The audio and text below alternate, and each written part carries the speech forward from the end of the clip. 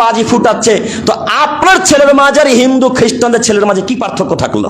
কেন আপনি বলতে পারলেন না বেটা দাঁত ভেঙে দেবো একেবারে, তুমি কি হিন্দুর বাচ্চা, তুমি কি খ্রিস্টানের বাচ্চা, তুমি কি নাসারার ছেলে, তোমার হাতে বাজি কেন? আমি মুসলমানের বাচ্চা, মুসলমান, আমি মুসলমান ঘরে জন্মগ্রহণ করেছি, তুমিও মুসলমান, তোমার হাতে বাজি থাকতে পারে না, তোমার হাতে এই খ্রিস্টানদের ইহুদিদের জাতির নিদর্শন থাকতে পারে না, তোমার হাতে বাজি কেন বেটা?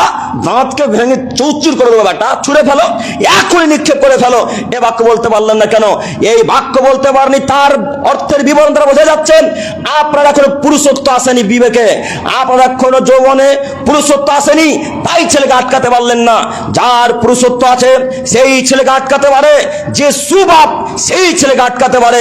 আপনাকে বলে যাচ্ছি, এই ছেলেটা আজকে যেন বম ফাটাতে না পারে, এই ছেলেগুলো যেন বাজি ফাটাতে না পারে, এই ছেলেগুলো ভটকা যেন না ফাটাতে পারে। যদি ফাটায় আজকের পর থেকে শিবপুরে, তাহলে আমি মনে করি যত যুবকের ছেলে, যত মুরব্বীদের ছেলে বাজি ফাটাবে, এরা কেউ পুরুষ নয়, এরা সব কা পুরুষের বাচ্চা, কা পুরুষ, এরা সব কা পুরুষের বাচ্চা, কা পুরুষ, এরা সব কা পুরুষের বাচ্চা, কা পুরুষ।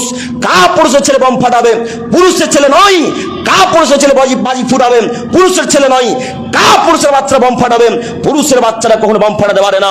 সম্মানিত যুবক ভাই, আপনি মুসলমান মানুষ, আপনাকে অনুরোধ করে যাচ্ছি, সময় অতীব কম, আপনি খ্রিস্টানদের নীতিতে লাথি মারেন, ইহুদিদের নীতিতে লাথি মারেন, হিন্দুদের নীতিতে লাথি মারেন, বৌদ্ধদের নীতিতে লাথি মারেন, আপনাকে তার নীতি গ্রহণ করে নিতে হবে, যেই নীতি মোহাম্মদ সাল্লাল্লাহু আলাইহি সাল্লাম আজ থেকে 1450 বছর পূর্বে মক্কা এবং মদিনাতে দিয়ে গেছেন।